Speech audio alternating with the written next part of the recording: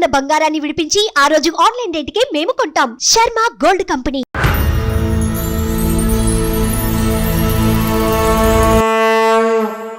నమస్కారం, జై Srimannarayana. Sri Gayatri tours and travels వాళ్ళు ఆర్గనైజ్ చేస్తున్నటువంటి నేపాల్ ముక్తినాథ్ యాత్రలో భాగంగా 5వ రోజు కాఠ్మండూలో ముఖ్యమైన ప్రదేశాలు మనం చూస్తున్నాం. ఇందులో భాగంగా ప్రస్తుతం మనము జల్ నారాయణ స్వామి టెంపుల్ దగ్గరికి వచ్చామండి. ఇక్కడ చాలా ప్రత్యేకం అంటారు. స్వామివారు ఎంత పెద్దగా ఉంటారంటే మళ్ళీ నీళ్లల్లోనే ఉంటారనమాట, ఆ జలంలోనే ఉంటారు ఆ నారాయణుడు.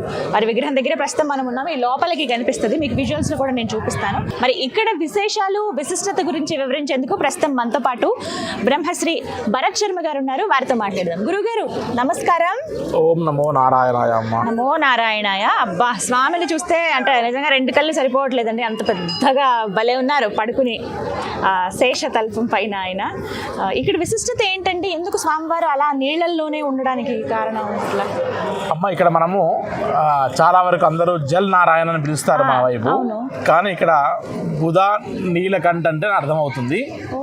వీటికి ఒక చరిత్ర ఉంది ఈ యొక్క ప్రదేశానికి.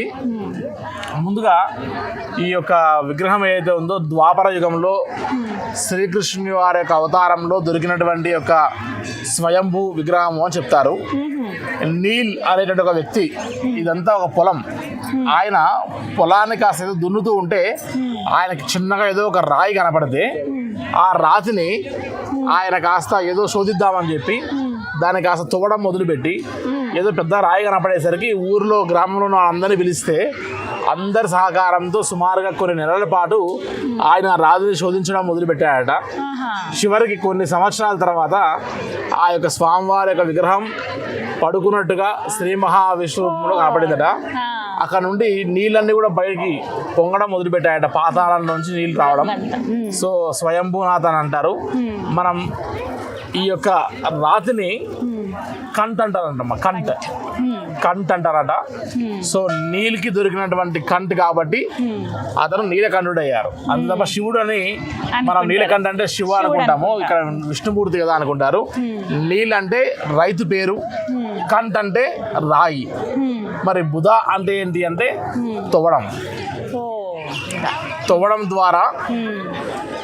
తవ్వడం ద్వారా ఏదైతే నీళ్ళకి దొరికినటువంటి యొక్క కంఠం అనేటువంటి రాయి ఉందో అదే బుధ నీలకంఠ అని ఇక్కడ విశేషము.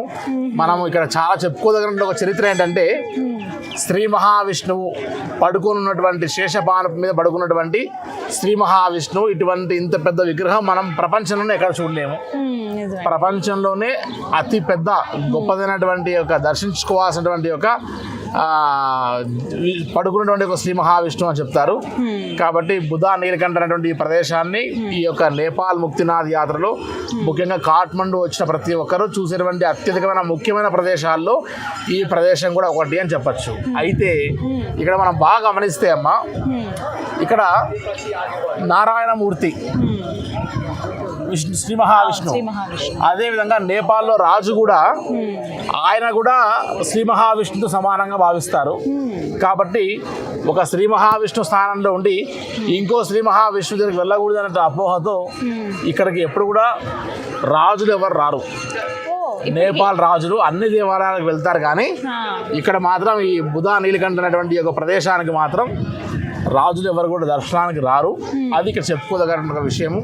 ప్రతి ఒక్కరు దర్శించుకొని తరించాల్సినటువంటి యొక్క సుందరమైనటువంటి అతి పెద్దదైనటువంటి శ్రీ మహావిష్ణువు యొక్క దర్శనం అమ్మ.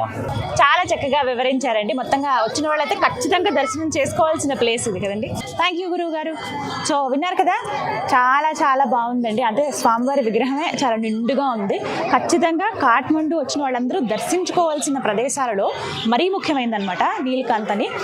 బుధ నీలకాంత్ అంటేనే అర్థమవుతుంది. మనం జలనారాయణ అని మనం అంటాము, బట్ వీళ్ళకి అలా అర్థం కాదు. చెప్పే వాళ్ళకి మనం అడ్రస్ అడిగేటప్పుడు బుధ నీలకాంత్ టెంపుల్ ఎక్కడ అని అంటే చెప్తారనమాట. అలా ఇక్కడి నుంచేనండి వాక్. ఇలా నెమ్మది నడుచుకుంటే క్యూ లైన్లో పెద్ద క్యూ లైన్ ఏం లేదు, గబగబా అలా నడుచుకుని వెళ్ళిపోవచ్చు. యాక్చువల్లీ ఇవాళ సండే, అందుకు ఈ మాత్రం పబ్లిక్ ఉన్నారు. అలాగే కొన్ని పూజలు కూడా చేస్తున్నారు ఈ చుట్టుపక్కల.